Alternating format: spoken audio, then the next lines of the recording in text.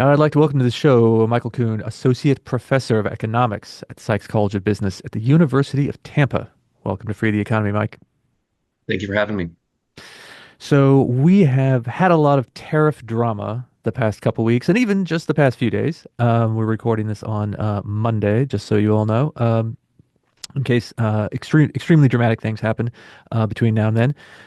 So the Trump administration had teased incoming tariff policies from the very beginning with his second term.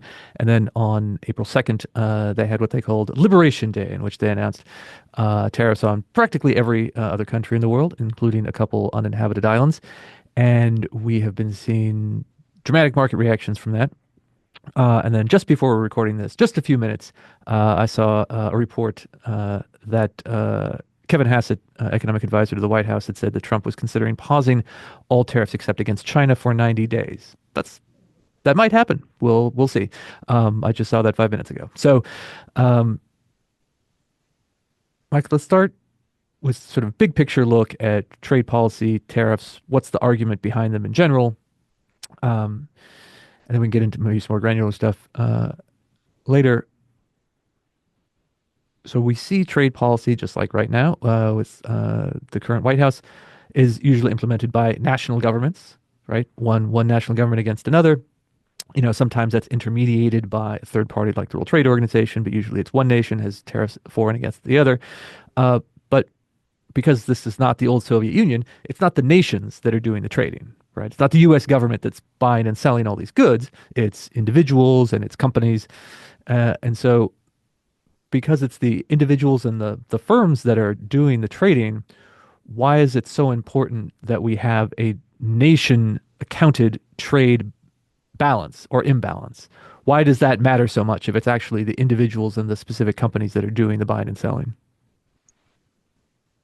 It's not actually it's that's a very misguided way of looking at trade, right? The aim of these tariffs, as far as I can tell, was they're targeted at countries that we run a trade deficit with, a bilateral trade deficit with, which in and of itself is not a bad thing, right? I run a trade deficit with my barber. My barber doesn't buy anything from me, and that's okay, right? Because my students don't. I don't buy anything from them, and so, but I earn a living by teaching them, and then I take that money and I go and I buy a haircut, or I go to the grocery store and buy from there. And people at the grocery store don't take my classes, and that's okay. That's the point of trade, right? Is we're all interacting with one another to buy and sell the things that we're good at making and producing and things that we want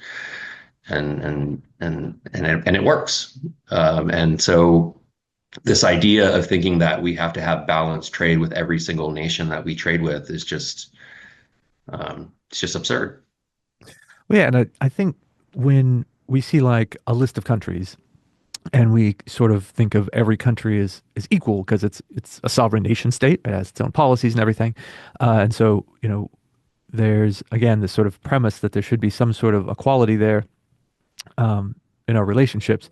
But not only, as you suggested, does it maybe not make sense in the first place, but does it seems to me it especially makes even less sense to assume that the economic relationships between these countries should all be the same when the countries have very different sizes. They have very different populations and they have different sort of GDPs, gross domestic product, total size of the economy, and they have different standards of living, right? And different And resources as well, yeah, and right? mhm. So one of the things that struck me of this new tariff policy, if you look at which countries have the highest tariff rates placed on them currently, one of them is Lesotho, right, which is a landlocked country entirely inside the borders of South Africa. There's a 50% tariff placed on them because of the way that they calculated it, which we can get into more about how ridiculous that formula is later. But 50% tariff rate. Their main export is diamonds, right? And to sell diamonds, you have to sell those to wealthy countries, like people who can afford to buy diamonds. Lesotho is not a wealthy country. Their GDP per capita is less than $1,000 a year. So they can't really afford to buy any of the things that we're exporting, right? So they export diamonds to the rest of the world, and then they use that money and they import from their neighbors, mostly from South Africa, but other, close by, and they're importing basic foodstuffs and medicines and basic things that you need to survive. So there's really no reason why we should have a balanced trade with them, right? Like they're selling again, they're selling the things that they have, that they're good at producing, or at least the resources that they have available to them, and they're using that money to buy the things that they need. And it just doesn't make sense that they would have to buy Ford F-150s from us when they just simply can't afford cars. Yeah, and you know, speaking of cars, another part of this, I think, model that's not very strong, or sort of we're operating in sort of simplistic model here, is that so when we imagine trade between countries, we usually say, well, country A makes something and they export it, and country B buys it, and that's the transaction, right? And maybe there's a tariff on it, maybe there's not, but that's how it works. But modern supply chains in a 21st century industrial economy mean that a lot of raw materials for things and inputs to things are exported between countries and then assembled. They're exported from country A to country B, and then from country B to country C, and then they're combined by a manufacturer with other inputs from country C, D, E, F, G, so on and so forth, and that the final products that end up being sold to consumer involve things from a bunch of different nations, including, for example, manufacturing that's done in the United States by a foreign company, right? Toyota cars are assembled in the United States from parts that come from a dozen other countries. And so to sort of slice that up and say, oh, well, this is an American product. It's like, well, it's a Japanese company. Okay, but so is it a Japanese product? Well, no, because it's made by American workers, but it's also made with stuff from imported from 10 other countries. So to say, well, whose column does this go in? Well, it's sort of multiple columns, right? And so, but if everything in trade and tariff policy is nation state to nation state, then I feel like that's not really acknowledging how complicated modern manufacturing and commerce is. Yeah, that one of the examples that I use in my classes is the iPhone. I don't know if they put it on there anymore, but it used to say on there, it said designed in California, assembled in China. Not made in China, assembled in China, right? The parts of the iPhone, from the glass screen to the microchips to the accelerometers and the camera and all of that, they're made in like 12 different countries. And then all of those parts are then sent to China and assembled and then sent back to the United States. And it's done that way because that's the most efficient way to do it, right? Because there again, certain countries have certain skills and specialties that they're good at, and to outsource those to the people who are best at doing it makes more sense, right? So the recent estimates that I've seen now is, like right now, an iPhone costs about $1,000. If the iPhone was completely manufactured in the United States, it would be about $3,800. So by letting people do what they're best at and where their comparative advantage is, we're able to produce these things that we want much more cheaply. And the same Yeah. thing with cars, right? And to some extent also, there's economies of scale, right? Yeah, we could build separate factories to do every part of the car in every different country. But it makes more sense just to make all the windshields in one place, right? Because we can build a really big factory, and make the windshields much more cheaply, and then push it across the border, to have it assembled into the vehicle, rather than setting up 15 different windshield factories, and producing them at a higher cost. Yeah, and so here's another kind of angle on this, or maybe you can put on your cultural anthropology hat for a minute as well as your economist hat. I Uh, have to dig that one up out of the closet. I haven't worn it in a while. so traded goods, when we account for them, moving across borders, we usually use their market price. It's $10 billion worth of goods, for example. or $100 billion worth of goods from China. But in the current debate over trade and tariff policy, some of these seem to be assessed more by their emotional value, right? We talk about some goods as being more kind of emotionally resonant, being important than others in ways that I think kind of has to do more with culture than with economics. But so, the question is like, why do we have so many people always talking about steel production and why we need steel production in the United States, whereas no one ever talks about, well, do we have enough plastic production? Even though many of the things we use in daily life and even in industrial commercial applications are made of plastic rather than metal. You can think of 1,000 examples. It's iPhone. And so, why is that? Maybe that's just kind of speculation, but like, what does that mean for trade policy if we say everyone is really focused on the number of people employed in manufacturing? Like, we want as many manufacturing jobs as possible. Uh, shouldn't we be focusing on just having the best economy or having the most economic production overall or having the most growth? Is it possible that we're going to try and force people into working in factories when they could actually be making more money in the service sector?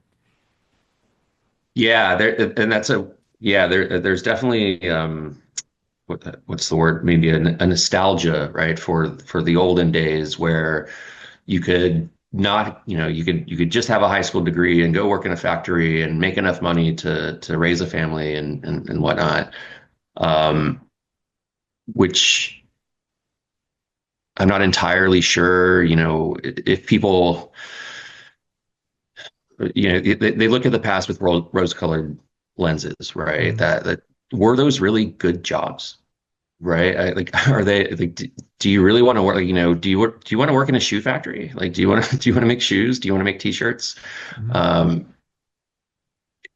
it, that I think people don't understand really that like the dynamics of an economy, right? Like the American economy has gotten to a point where we don't have to work in factories anymore. We have enough of an education system that people can use their brains more than their body to produce something of value.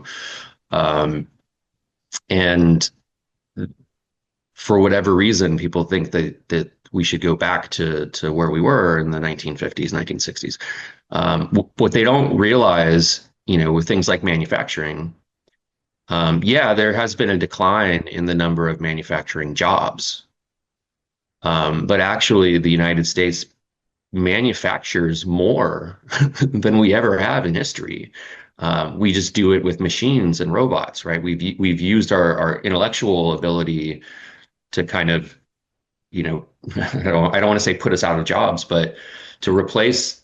We don't have to do those jobs anymore because we've invented machines that'll do those jobs for us. And so we should be kind of trying to move forward on that progress rather than kind of go back and back into the days where we had to do all these things by hand, right? I tell my students, none of my students have ever used like a typewriter.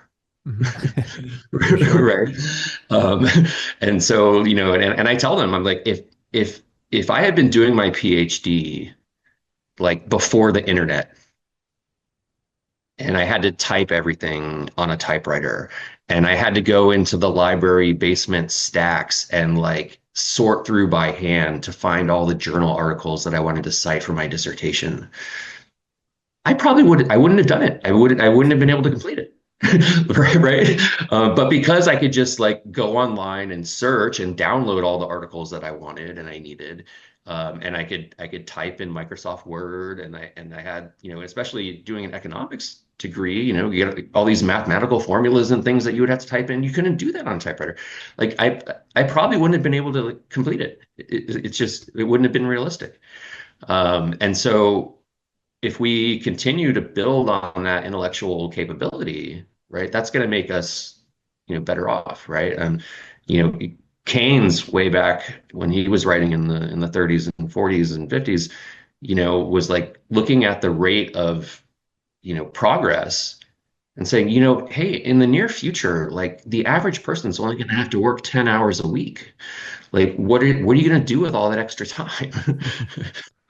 We filled it we still work the same number of hours a week, but we do it in a thing that, in a way that's more productive and gives us a better standard of living.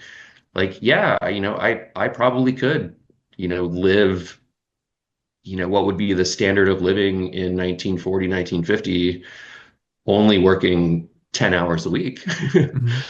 But instead, I still work the same 40 hours a week, maybe more, maybe less, depending on the week. But I have a much better standard of living now than if I was, working 40 hours a week in a factory. Right. And I mean, I think the funny thing is that I think if you had asked most factory workers in 1955, what do you want to see for your children's future? Almost all of them would have said not to work in a factory, but to become a doctor or a lawyer or a business executive or any of these other things, jobs they probably wouldn't even have thought to name back then. And that now we have that sort of in reverse. Like we're sort of people who get to work very safe, convenient laptop jobs are saying, "Oh, wouldn't it be great if more Americans worked in factories that were, dirtier, more dangerous, all those things, very repetitive, right, not creative." Um, and but very few people say, I I think this is sort of a distinction that sort of isn't usually pointed out, but we say, oh, well, it would be great if we had more manufacturing jobs. People often say that, but very, very few people say, I want my son to work in a factory for 30 years. Right, I've right, almost never heard anyone say that. It's always someone else's kids who should work in the factory or the the right. the And the workshop same with making. taxes, right? I want to Yeah. raise everybody else's taxes, not mine.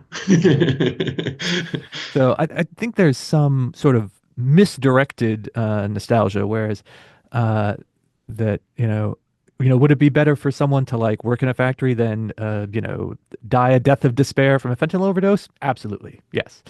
Um, does it make sense to move people from high productivity service jobs to relatively low productivity industrial jobs? No, of course not. Um, And at the same time, where are those manufacturing jobs going, right? They're going to lower income countries who, people were subsistence farmers. And so now that, starting those factories there gives them a leg up, right? And helps put them on a path towards more prosperity. And so is it better, like should we have those factories here so that we're all paying more for our stuff and effectively our real incomes then become lower, while at the same time keeping people on the other side of the world poor?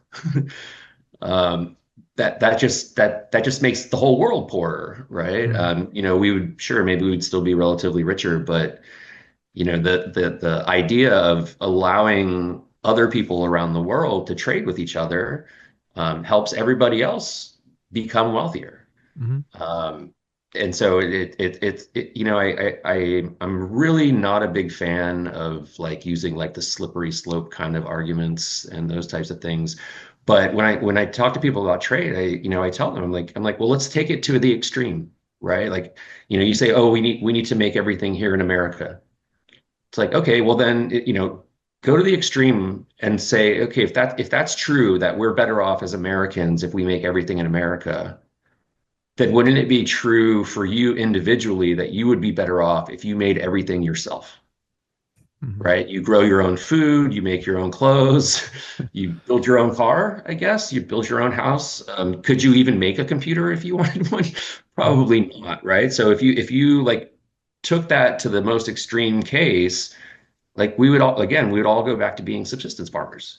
And so if it's better for me to trade with you, my neighbor, it's also true that, people who live in my city would be better off by trading with people with the city next door, or people who live in Florida are better off trading with people in Georgia. So why does suddenly that stop at a national border, right? Like why is it better if I buy my maple syrup from Vermont, but not from Quebec?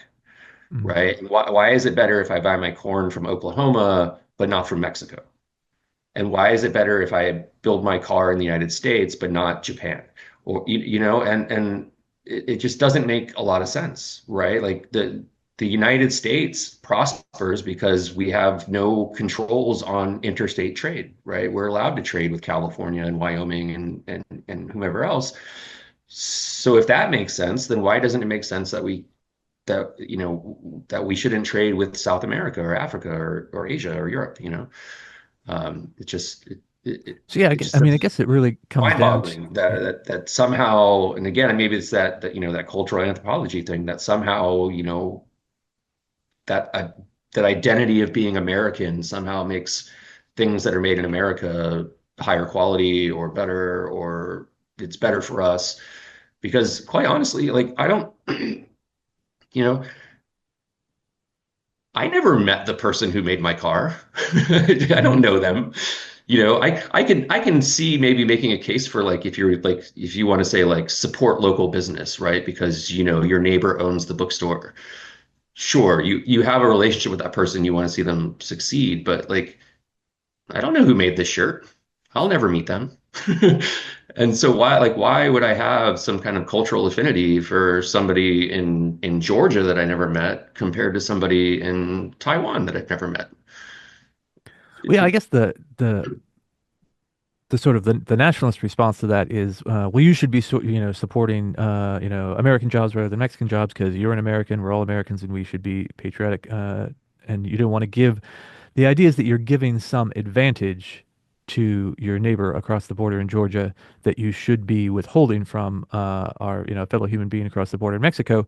But underlying that is the idea that you're giving sort of an unfair advantage or just giving some sort of that it's not a reciprocal thing, right?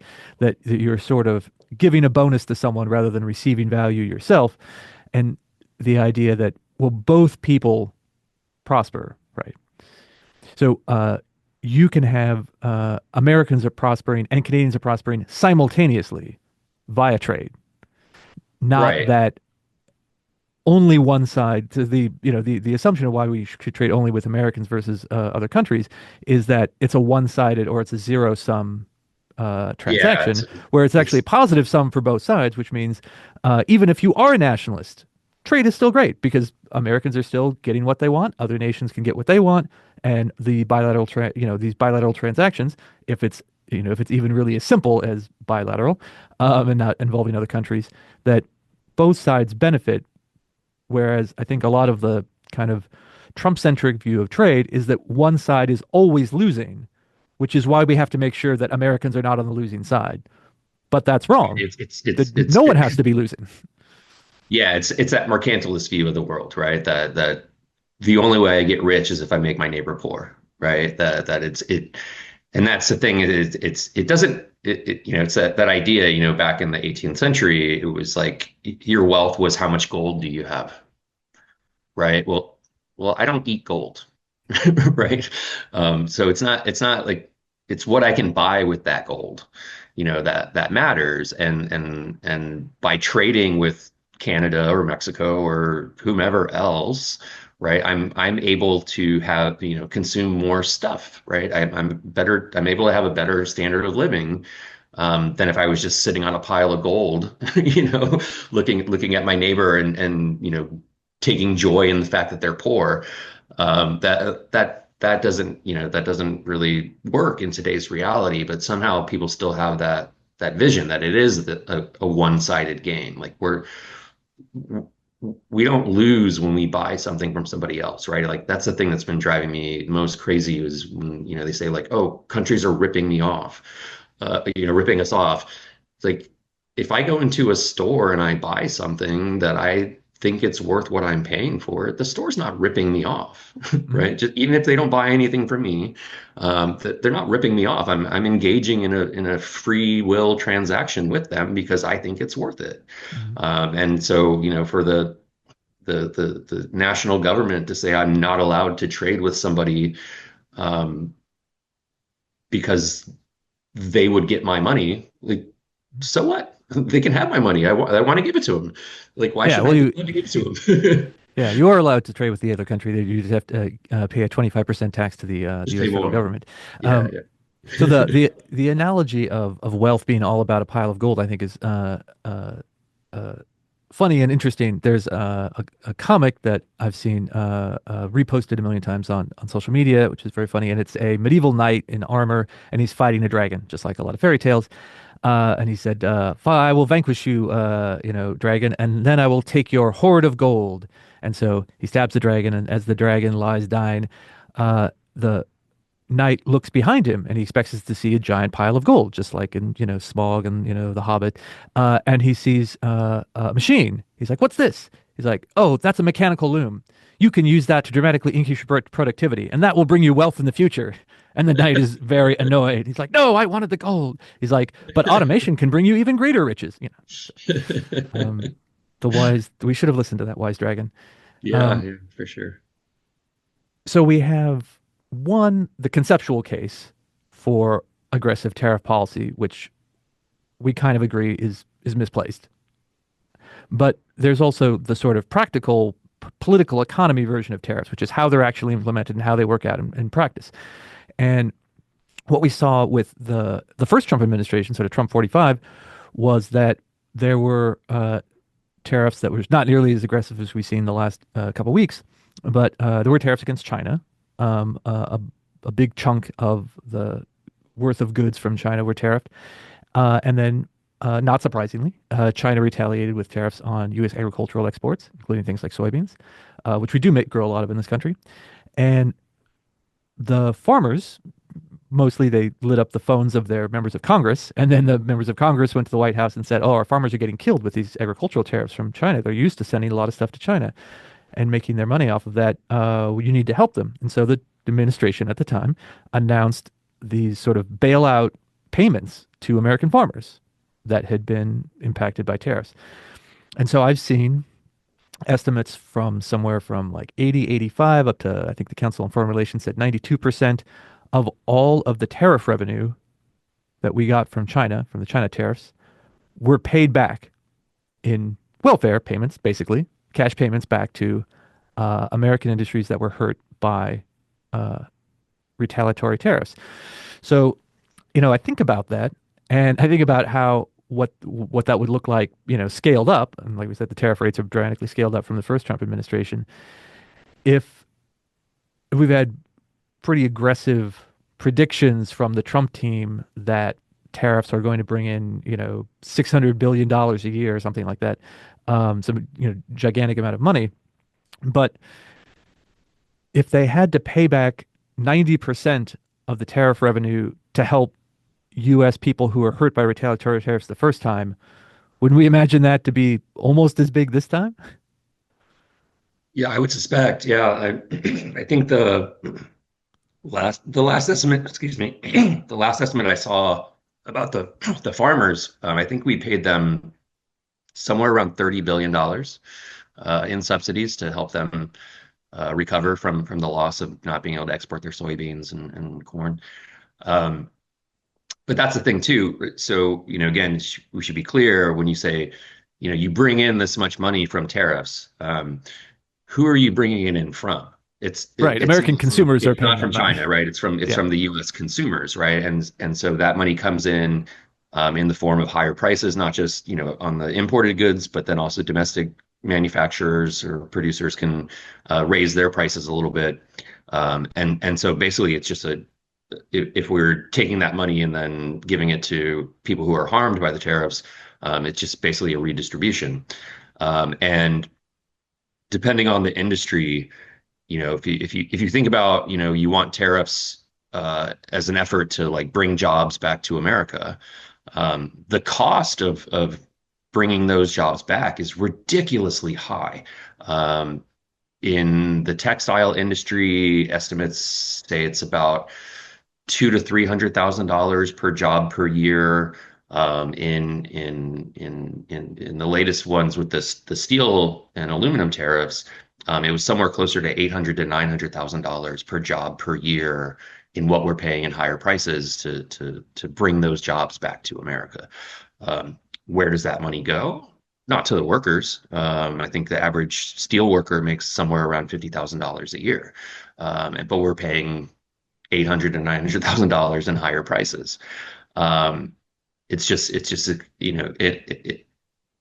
it doesn't make sense to do that, right? I mean, if we were, concerned about people who are being displaced from their jobs by trade, um, it would be better off just to give them unemployment checks. It would be Right. a lot cheaper. It would be more Not, efficient not to that we just would pay want them a to, hundred. not that we would want to like have that as our system where everybody's just sitting around collecting checks, but like if we're really concerned about those workers, there are much, more efficient ways to help them out than putting tariffs on the goods that they would have been producing otherwise. Yeah, and I think it's, you really need to see that stark comparison to see how sort of like wildly inefficient this is, where you say it would be cheaper for us to pay these like, you know, supposedly displaced American workers $100,000 a year to do nothing than it would be to have the current system. Yeah. And so there's one more another angle to this, which is kind of this sociological angle, which is that but I think it's relevant to the economic debate because it often gets brought up, is that some trade critics, free trade critics, claim that even if it's true that a high tariff regime lowers economic output total, lowers GDP, that's a small price to pay for cultural renewal and achieving what they consider to be various long-term social policy goals, right?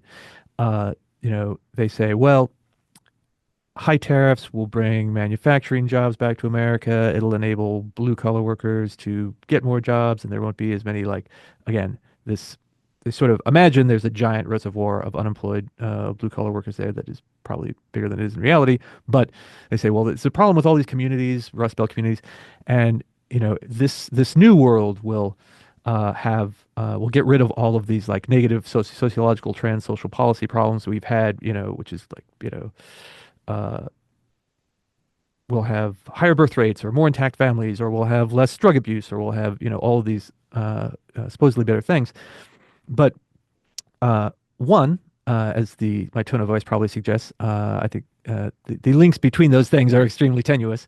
But even if, say, high tariff policy had some connection to social policy goals, wouldn't we expect a country that was in aggregate poor to have worse problems on all of those things, whether it's family formation or drug abuse or unemployment? Wouldn't like basically intentionally shrinking the economy by 1 to 3% make all of those problems even worse? Yeah. And and at the same time, um, again, as we were just talking about the high cost of this, right, to the American consumer. If we really wanted to do something to help those smaller towns that are, maybe in decline, or, because the factory closed down or whatever, um, again, rather than just paying people to be unemployed, we could also take that same money and reinvest in those communities and figure out like, hey, what is the industry of your future? Why we don't have to go to the past, back to the past. Like, let's look towards the future and do something to make, the next generation of this town, the leader in whatever the next new industry is. Again, it's I don't know. It seems to me like, if I was just walking through my living room and I stubbed my toe and I was like, oh, my toe hurts, let me cut off my entire leg. Like, like that's the kind of reaction of what we're doing with like these tariffs. Like, it's like, okay, yeah, like, yeah, maybe it's not perfect. And again, economies are dynamic, they change over time.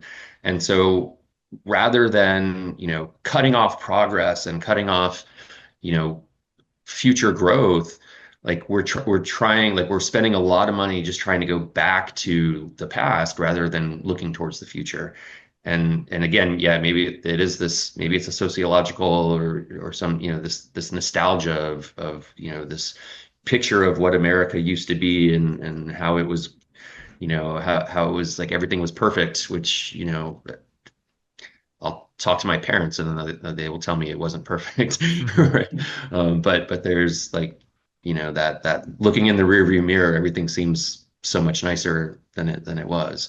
But I think we would be in a much better position if we were focusing on, not what are the jobs of the past, but what are the jobs of the future, and how do we prepare our kids to be ready for those, and how do we encourage them to think about like where are we going, not where we were. Well, that actually I think is a very good positive summary. Mike, thank you very much for being with us. This Thank has you been a very great much, Richard. conversation. And before we go, why don't you tell us where we can find your writing, your research, and all the stuff online. Yeah, so my personal website is www.michael-coon.com. All right. Thanks very much, Mike. All right, thank you very much.